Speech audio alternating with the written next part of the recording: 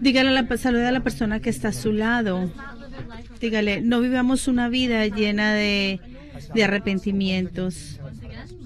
No, vivamos una vida triunfante, vivamos una vida triunfante.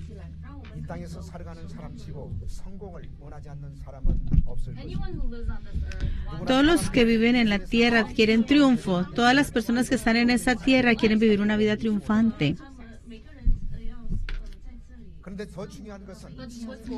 Pero lo más importante, algo más importante de eso es cuál es el estándar de su triunfo. Porque todos tienen diferentes estándares de lo que es un verdadero triunfo. Y yo pienso que antes de pensar cuál es el estándar del triunfo, tenemos que hacernos la siguiente pregunta. A través de la historia y hasta ahora, de todas las personas que han vivido en esta tierra, si fuéramos a escoger una persona que vivió la vida más triunfante, ¿quién sería? ¿A quién escogeríamos de todos los que han existido? Si somos creyentes de Cristo, diríamos que es Jesucristo. Pero ¿en qué sentido podemos decir que Jesús vivió una vida triunfante? ¿De qué manera Jesús vivió una vida triunfante? En Juan 17:4, antes de la cruz, cuando Jesús estaba orando a Dios, podemos decir que él oró de la siguiente forma. Él dijo, te he glorificado en la tierra, he acabado la obra que me diste que hiciese. Te he glorificado en la tierra, he acabado la obra que me diste que hiciese. Jesús vivió en esta tierra por 33 años.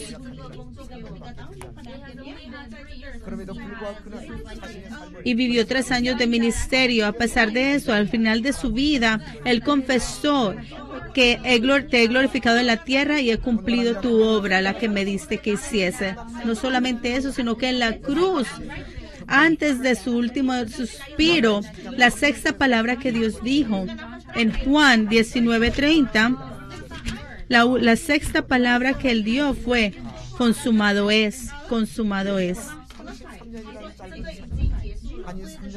Jesús vivió una corta vida, 33 años y 3 años de ministerio. Pero él cumplió, alcanzó la redención de la humanidad. En otras palabras, él alcanzó el propósito por el cual vino a esta tierra. Jesús confesó y dijo, consumado es. Había terminado el trabajo que tenía que hacer en esta tierra y luego partió. Y quiero decir que esto es una vida triunfante, es una vida de triunfo, porque podemos ver el estándar de suceso y de triunfo allí. Ahora, ¿qué es el triunfo? ¿Qué es triunfo? El estándar de triunfo, si el estándar de triunfo es ganar mucho dinero, entonces podemos decir que la vida de Jesús fue un fracaso. En su trabajo, si decimos que subir a lo máximo en nuestro trabajo, eso es triunfo, podemos decir entonces que Jesús no fue un triunfador, porque si decimos que el dinero es el estándar del triunfo, o si el estándar de suceso es alcanzar nuestras metas personales o recibir fama y gloria en esta tierra, como las gentes famosas del mundo, no debemos ver el triunfo desde un punto de vista secular. El triunfo lo debemos ver desde el punto de vista bíblico. Y el estándar bíblico es cumplir el trabajo que Dios me dio. Ese es el estándar de triunfo. Podemos ganar mucho dinero, podemos tener mucha autoridad en esta tierra. Podemos convertirnos en las personas o la estrella más famosa de esta tierra, pero si no hacemos la obra que Dios me ha hecho que hiciera, entonces esa es una vida derrotada, de derrota. Vivimos una sola vida, entonces, ¿qué es lo más importante que tenemos que descubrir en esta vida? Tenemos que descubrir el trabajo que Dios nos ha dado para hacer. Eso es lo que tenemos que descubrir, tomar ese trabajo y enfocar nuestra vida en ese trabajo que Dios quiere que hagamos. Y cuando vivimos esa clase de vida, nuestras vidas no van a ser un fracaso, sino una vida triunfante. La palabra de hoy habla acerca del ministerio que Jesús hizo en el monte de Galilea.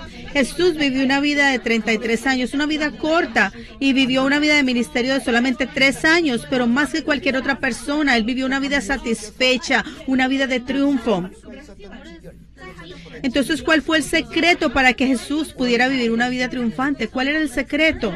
Vamos a aprender esto a través de la escritura de hoy.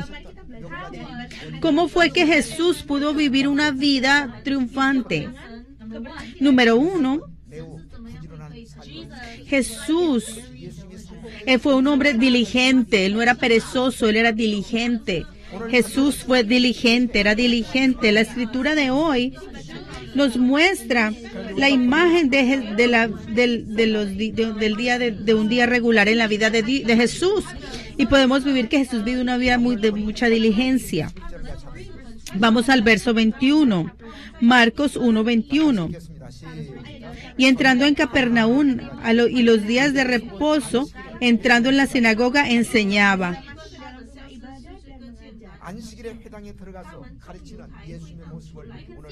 Podemos ver que Jesús entró en la sinagoga y comenzó a enseñar en el día de reposo. Y de un momento a otro, alguien que estaba poseído por un demonio comienza a gritar y decía, y Jesús para y empieza a echar fuera al demonio. Y luego, continuando en el verso 29, Jesús entra en la casa de Simón. Y en la casa de Simón hubo otro incidente, y fue que la suegra de Simón estaba acostada con fiebre. Y Jesús escuchó que la suegra de Simón estaba enferma y la sanó. Y en el verso 32 vemos que la gente escuchó de que Jesús estaba sanando, y muchos comenzaron a reunirse donde él estaba. Los enfermos y los endemoniados empezaron a reunirse a buscar a Jesús, y si miramos al verso 33, dice que toda la ciudad se golpeó a la puerta. Toda la ciudad se agolpó a la puerta. Muchos que estaban enfermos, muchos que estaban endemoniados, se agolparon a la puerta. Y Jesús comienza una vez más a sanar a los enfermos y a libertar a los endemoniados. Así era la vida de Jesús, era una vida muy ocupada aún en el día de reposo. Y luego en la mañana, Jesús se levanta muy de mañana, aún oscuro, y se fue a orar. Y luego en el verso 39 vemos que predicaba en las sinagogas de ellos en toda Galilea y echaba fuera demonios. Vamos al 39 una vez más, Marcos 1:39. Y predicaba en las sinagogas de ellos en toda Galilea y echaba fuera demonios.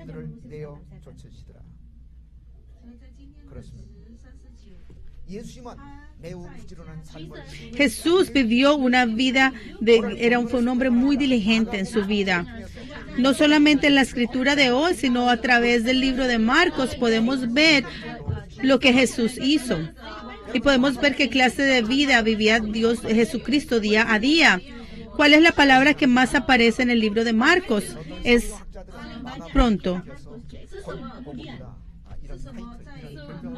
Marcos es conocido como el evangelio de que vendrá pronto. La palabra pronto aparece 42 veces en el evangelio de Marcos.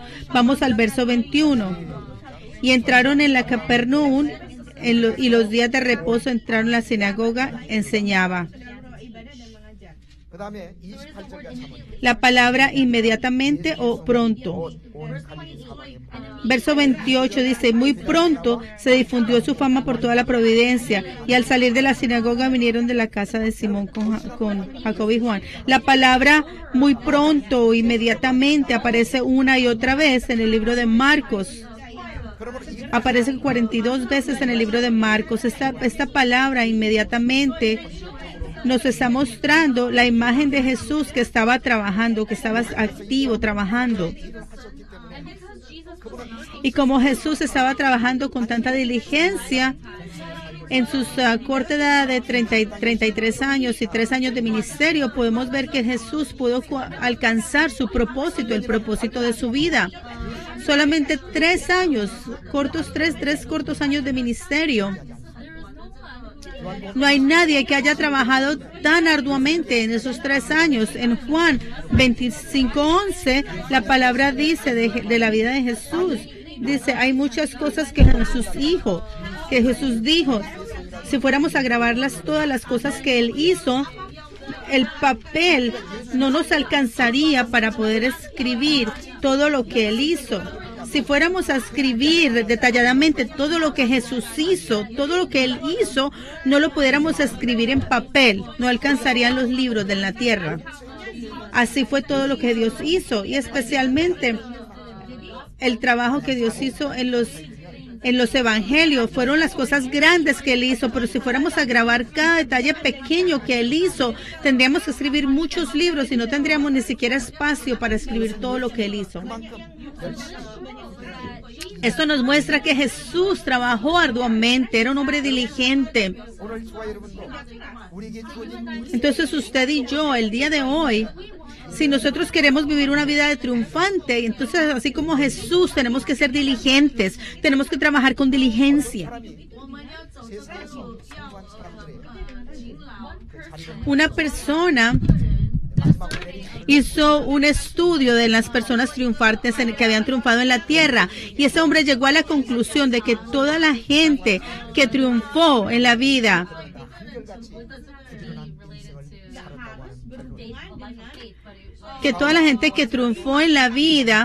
ya sea en lo espiritual o en lo secular, lo que tenían en común era que todos fueron muy diligentes, eran personas diligentes, personas que hicieron cosas importantes en la tierra, personas famosas, atletas, celebridades.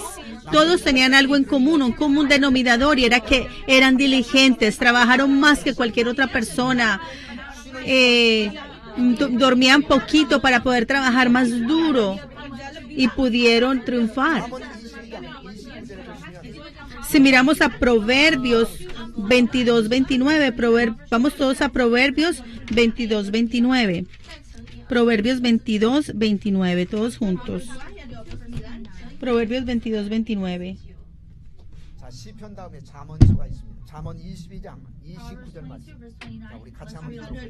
Todos juntos. ¿Has visto hombre solícito en su trabajo? Delante de los reyes estará. ¿Has visto hombre solícito en su trabajo? Delante de los reyes estará. No estará delante de los de baja condición. ¿Has visto un hombre solícito en su trabajo? ¿Has visto un hombre que trabaja con diligencia? Esa es la pregunta aquí. Estas personas estarán delante de reyes. ¿Qué quiere decir esto? Quiere decir que estas personas han triunfado en su trabajo y han sido tomados en cuenta por la gente. Por eso van a estar enfrente de reyes y van a poder ser... Por eso va a estar en un estatus muy honorable. Lo que un hombre haga, si es honesto en su trabajo, si es diligente en su trabajo, aún en esta tierra va a triunfar.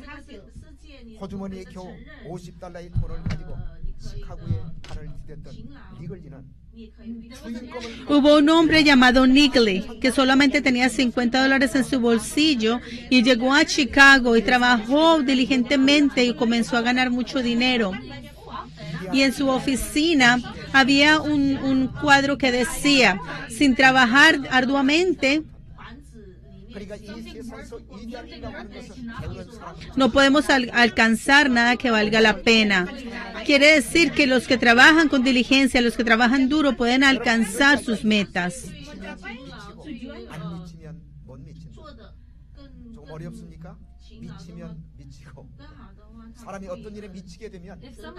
Si alguien se enloquece por algo,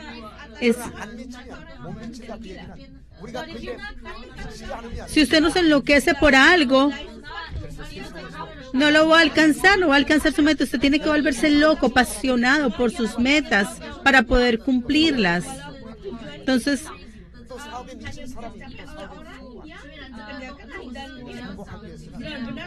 aún la gente que alcanza unas notas altas en sus exámenes es porque se enloquecen estudiando para poder alcanzar sus metas.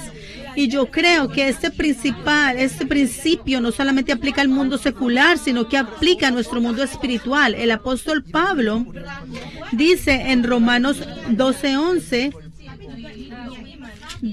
dice que no debemos ser perezosos, sino que con trabajo arduo servir al Señor. Dice: en lo que requiere diligencia, no perezosos, fervientes en espíritu, sirviendo siempre. En Corintios también dice que si estamos locos, es locos por el Señor. Segunda de Corintios 5:13. El apóstol Pablo era una persona que estaba loco por la obra de Dios. Él vivió toda su vida loco por el Evangelio. Y a través del apóstol Pablo, la palabra fue proclamada a través de Roma. El cristianismo pudo ser una reunión mundial a causa del apóstol Pablo. El apóstol Pablo se encontró con Jesús en Damasco y se arrepintió y se enloqueció por el Evangelio. Y es lo mismo cuando servimos al Señor en la iglesia. Los que son diligentes van a triunfar. Los que son diligentes van a ser bendecidos. Los que son diligentes van a ser usados por Dios. En el siglo XIX, el pastor Spelden, él proclamó a los miembros de su congregación lo siguiente, dijo: si hay solamente 12 personas en nuestra iglesia y son diligentes para la obra de Dios, entonces Roma puede cambiar y convertirse en un lugar de gozo delante del Señor. Mientras que tengamos 12 miembros, pero si esos miembros, así sean 12, son fervientes en el Evangelio, entonces Londres puede cambiar y convertirse en una nación cristiana. De la misma forma en nuestra iglesia, el árbol de la vida, si solamente hay 2 miembros que están fervientes por la palabra de Dios, creo que podemos cambiar a Nueva York y creo que podemos cambiar Sudamérica. Pero si hay personas y no son fervientes en la palabra, así sean mucha cantidad de gente, pero no son fervientes, nada vamos a alcanzar. Por el resto de nuestras vidas, cualquier cosa que usted haga, hágalo con diligencia, ya sea en la casa suya, en la iglesia, en su trabajo, cualquier cosa que usted haga en su vida, hágalo con diligencia. Y oro esto sobre ustedes en el nombre del Señor. Cualquier cosa que usted haga, hágalo para la voluntad de Dios. Y oro que lo haga trabajando duro. Y no vamos a vivir una vida llena de arrepentimiento ni de fracaso, sino que viviremos una vida de triunfo en el nombre del Señor. Número 2, ¿cómo fue que Jesús pudo vivir una vida de triunfo? La segunda razón fue que Jesús él puso sus prioridades en su trabajo. Puso las cosas primero de primero. Tenemos que designar cuáles nuestras prioridades y enfocarnos en nuestras prioridades. Podemos trabajar duro y vivir una vida muy diligente, pero si perdemos nuestro tiempo en lo que no es importante, así trabajemos muy duro, no vamos a vivir una vida triunfante. Por eso, en vez de trabajar con diligencia, lo más importante es que pongamos las prioridades en nuestras vidas y hagamos lo más importante y pongamos nuestra energía y nuestro tiempo en las cosas que son más importantes. Stephen Covey fue un hombre muy triunfante. Él dijo lo siguiente acerca de cómo vivir una vida triunfante. Él dijo, lo importante no es con qué rapidez hagas tu trabajo, sino con qué enfoque. Con la persona que corre una maratón, puede que corra muy rápido, pero si está corriendo en la dirección equivocada, no va a ganar la maratón. Tiene que correr en la dirección correcta. Así corra rápido, tiene que correr en la dirección correcta. Lo mismo en nuestras vidas. Tenemos que correr en la dirección correcta. ¿Sabe qué es más importante que hacer las cosas rápido? Lo importante es mantener la dirección, no tanto la rapidez con que lo hagamos, sino la dirección. El reloj nos dice la hora y el compás nos dice la dirección. Podemos correr mucho, trabajar duro y una vez parar y decir, ¿para dónde voy? ¿Hacia dónde voy? Si no pensamos en nuestra dirección, simplemente estamos perdiendo tiempo. Entonces, lo más importante en ese momento no es un reloj, sino un compás.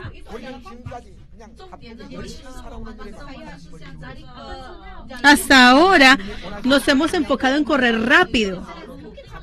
Pero si no estamos corriendo en la dirección que Jesús quiere que corramos, entonces ese es un problema. Stephen Colby dijo que lo más importante es encontrar la dirección correcta, es más importante que correr rápido. Y creo que eso es encontrar cuáles son nuestras prioridades. Muchas personas pierden su tiempo en lo que no es importante.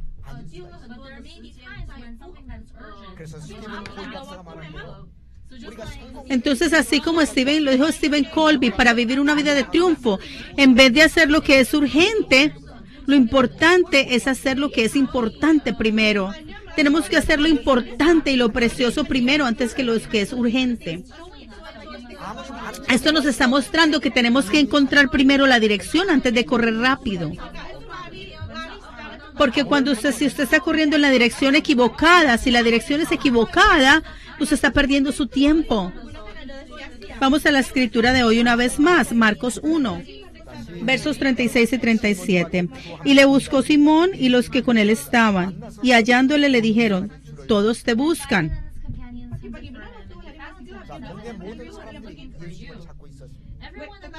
Todos lo estaban buscando. Si vamos a la escritura de hoy,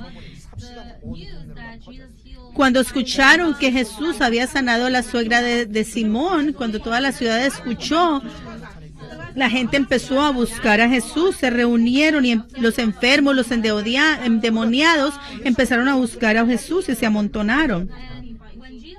Y cuando Jesús se encontró con ellos, Jesús sabía que los tenía que sanar, pero el propósito de su vida, ¿creen usted que el propósito de su vida era sanar a la gente? No, sí, era importante para él sanar a la gente, pero el propósito de su vida, de la vida de Jesús, era evangelizar a los que no creían en la palabra.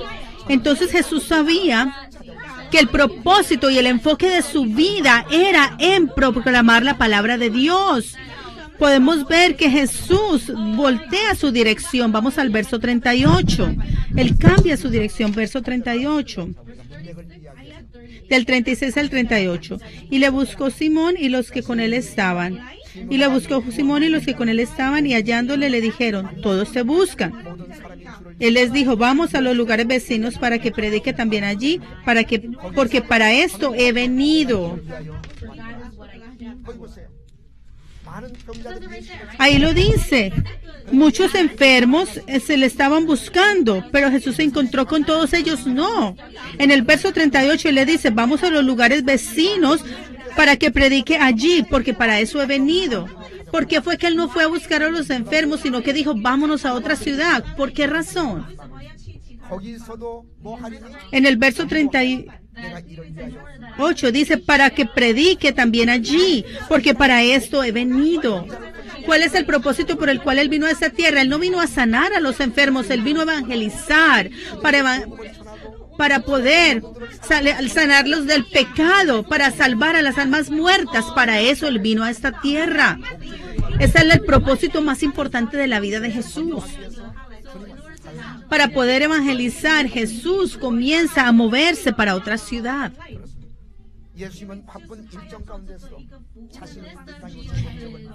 En medio de su horario tan ocupado, él no se olvidó de su propósito y él se movió de acuerdo al propósito que tenía. Y Jesús decidió todo de acuerdo a su propósito. Jesús fue a los lugares para alcanzar su propósito. Él se quedó en los lugares para alcanzar su propósito y se encontró con la gente que tenía que encontrarse para alcanzar su propósito, y es lo mismo para nosotros. Vivimos una vida corta. ¿Cómo vamos a vivir una vida triunfante? Si nosotros queremos vivir una vida de triunfo, tenemos que poner nuestras prioridades. Tenemos que pensar qué es lo más importante y qué no es importante, y enfocarnos en las cosas importantes. Miren a una lupa. Si ustedes miran una lupa, cuando usted pone la lupa y la enfoca en algo, en un objeto, podemos ver que ese objeto se puede quemar. Si la luz del sol toca la lupa y pasa a ese objeto, lo puede quemar. Nosotros también nos tenemos que enfocar en lo que es importante para que podamos alcanzar el trabajo y vivamos una vida sin tener que tener remordimientos. Pensemos también Vivimos una vida en menos de 100 años. Si nos encontramos con la gente que queremos encontrarnos y hacemos todo lo que queremos hacer, vamos a lugares donde queremos viajar, hacemos todo lo que queremos hacer, ¿cuándo vamos a cumplir y alcanzar los trabajos que Dios tiene para nosotros? En el siglo XIX hubo un hombre llamado Watermaker.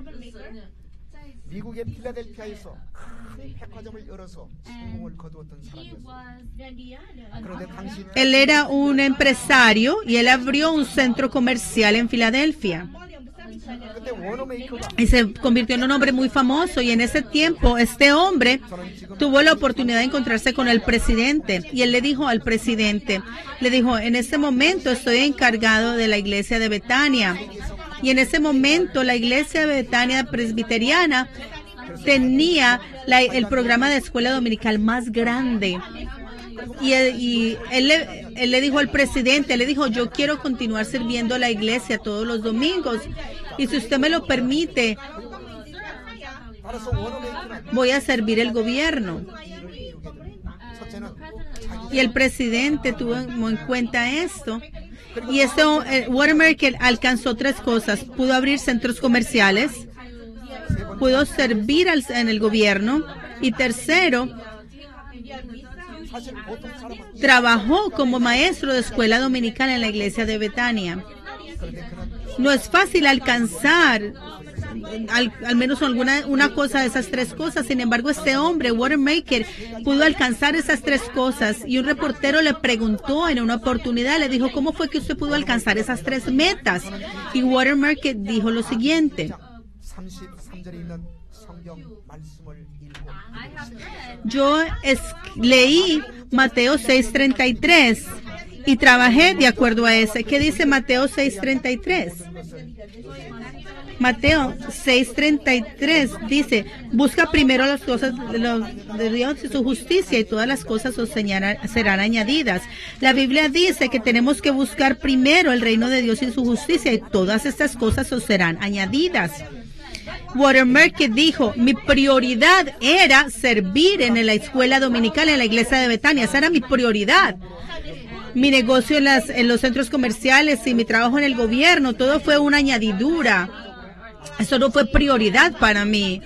Y cuando él pudo poner a la escuela dominical como su prioridad, pudo alcanzar las cosas materiales, seculares. La vida en la que vivimos hoy en día, pues la podemos llamar una vida digital.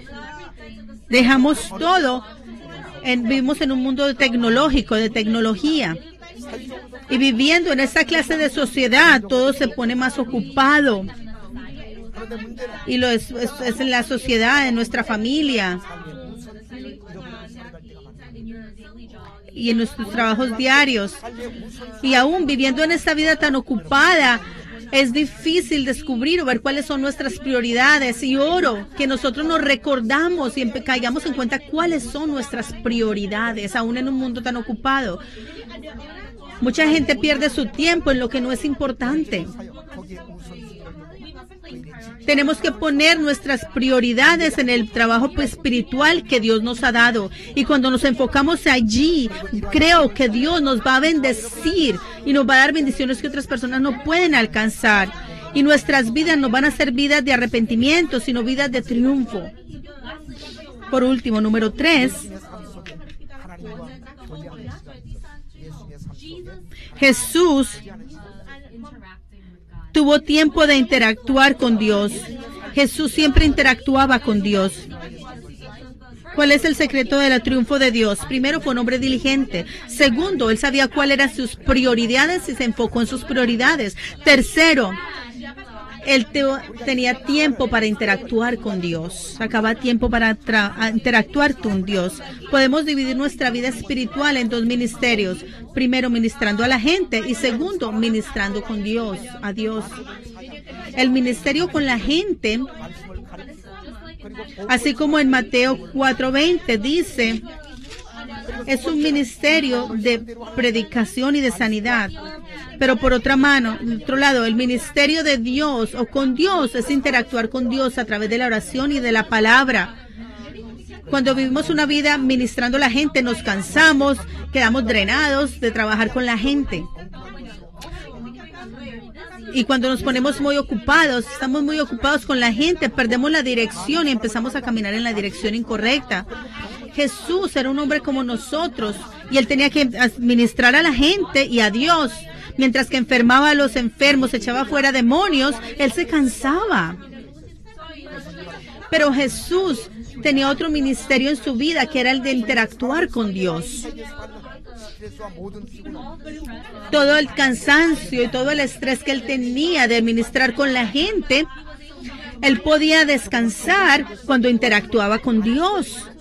Él iba a un lugar en la mañana, en la oscuridad, y oraba en silencio, en un lugar silencioso, y oraba con Dios, y allí podía sanarse él mismo a través de la oración y la palabra.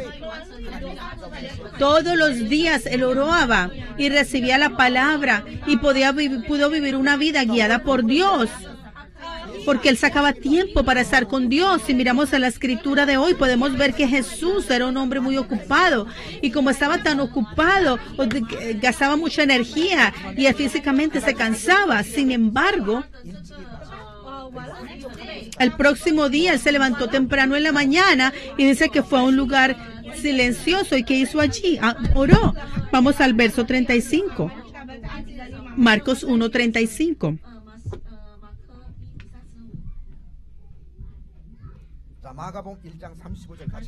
Marcos 1:35, leámoslo juntos. Levantándose muy de mañana, siendo aún muy oscuro, salió y se fue a un lugar desierto y allí oraba.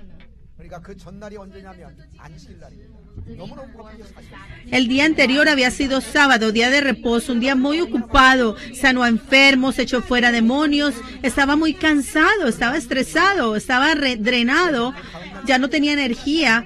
Pero el próximo día, temprano en la mañana, antes de salir a trabajar más, él fue a un lugar oscuro, solitario, y allí oró. Jesús comenzaba su vida con oración e interactuando con Dios, aunque él era el Hijo de Dios. Él necesitaba ese tiempo de orar a Dios. Si él no sacaba ese tiempo, ¿cómo iba a poder hacer y alcanzar todo el trabajo que tenía o que tenía que hacer en ese corto tiempo? Y yo creo que es lo mismo para nosotros. Si queremos vivir una vida de triunfo, necesitamos tiempo de oración, necesitamos un tiempo de silencio con Él, necesitamos escuchar su voz, necesitamos recibir la palabra de Dios, necesitamos recibir su fuerza y su dirección a través de la oración. En medio de la oscuridad, en medio del caos, ¿cómo vamos a saber qué dirección debemos tomar? Hay momentos en que necesitamos guianza. Hubieron dos carpinteros y los dos estaban cortando madera. Uno cortó madera todo el día sin descansar y el segundo carpintero descansaba cada 10 minutos, y pasó el día.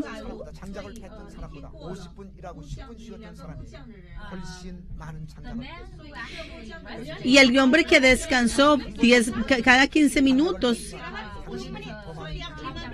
pudo cortar más árboles. Entonces, y el que no descansó le dijo, ¿cómo fue que tú pudiste cortar más árboles que yo?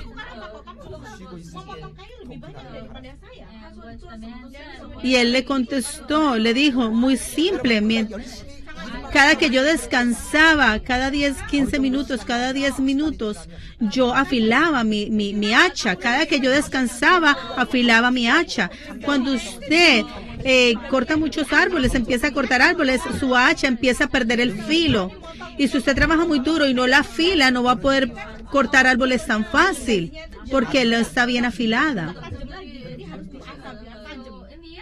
Entonces, al final, puede que usted trabaje muy duro para cortar un árbol, pero si su hacha no está bien afilada, no va a poder alcanzar mucho.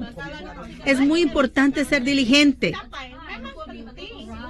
pero tiene que tomar tiempo para afilar su espada. Y espiritualmente, cuando nosotros afilamos nuestra espada, afilar la espada es como Jesús, llegar delante del Señor, como lo hizo Él, y orar con la palabra y tener un tiempo a solas con Él. Abran la Biblia, escuchen la voz de Dios y con oración interactúen con Dios. Y este tiempo no es un tiempo perdido. ni es un tiempo que no tenga valor. Ese es un tiempo en el que usted va a recuperar sus fuerzas, en que usted va a experimentar a Dios, y ese es el tiempo en el que usted está afilando su espada. Necesitamos esa clase de tiempo. Y con ese tiempo, en esos tiempos, el Señor nos da guianza. Si no tomamos ese tiempo, no vamos a poder vivir una vida de triunfo. Imagínese que su espada está sin filo. Usted puede tratar de cortar el árbol y puede tratar fuerte, pero no va a poder alcanzar mucho. Y al final va a quedar cansado y no va a alcanzar nada. Lo importante es que usted cada 10 minutos afile su espada. Y espiritualmente ese es el tiempo de oración, el tiempo de leer la palabra de Dios. Una vida de triunfo no sucede naturalmente, no pasa como por suerte que usted se vuelve triunfante. No, ¿cuáles son las personas que Dios bendice? Dios bendice los que trabajan duro, que son diligentes. Lo importante es entender cuál es nuestro trabajo y enfocarnos en ese trabajo. Dios bendice esa clase de personas. Y de la misma forma, tenemos que tener un tiempo de interactuar con Dios todos los días. Jesús era el Hijo de Dios y aunque Él mismo era Dios, Él tenía tiempo de oración con Dios. Y sin oración, si hay una persona...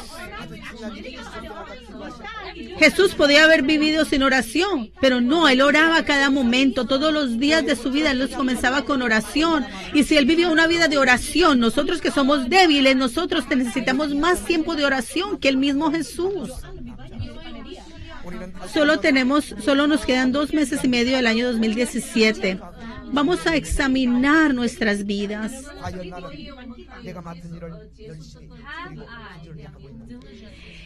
He trabajado yo diligentemente.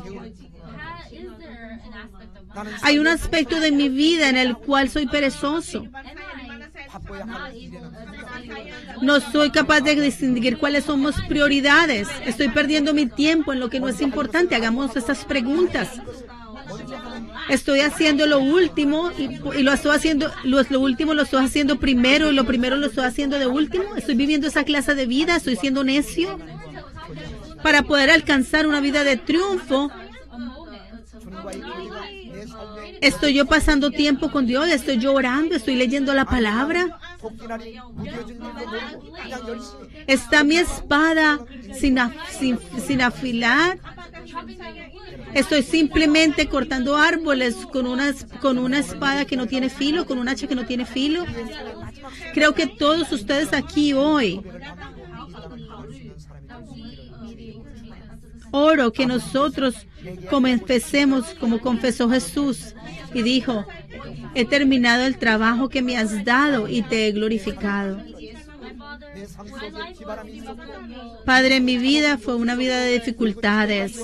Hubieron inviernos fríos, hubieron vientos, hubieron lluvias, pero viví una vida con diligencia. Fui diligente para contigo, trabajé duro, viví una vida sin remordimientos y he alcanzado el trabajo que tú me diste que hiciera en esta tierra. Y he vivido una vida glorificando tu nombre en esta tierra.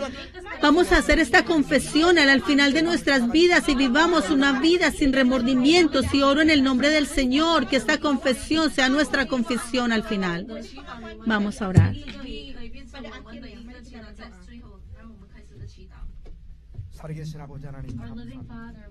Padre, te damos muchas gracias. Te damos gracias por permitirnos escuchar esta palabra, por darnos fe para escuchar esta palabra hoy. Jesús pudo vivir una vida de triunfo y el secreto fueron 3 cosas. Ayúdanos a entender esta palabra y que podamos actuar de acuerdo a esta palabra. Permítenos vivir una vida diligente, así como Jesús. Permítenos asignar nuestras prioridades y enfocarnos en lo que es importante. Finalmente, permítenos sacar tiempo de nuestras vidas y vivamos vida interactuando con Dios. Al interactuar con Dios, te pido que nuestras espadas sean afiladas para que podamos vivir una vida sin remordimientos, que no vivamos vidas fracasadas, sino vidas triunfantes, alcanzando la voluntad de Dios. Oramos todo esto en el nombre de nuestro Señor Jesucristo con acción de gracias. Amén.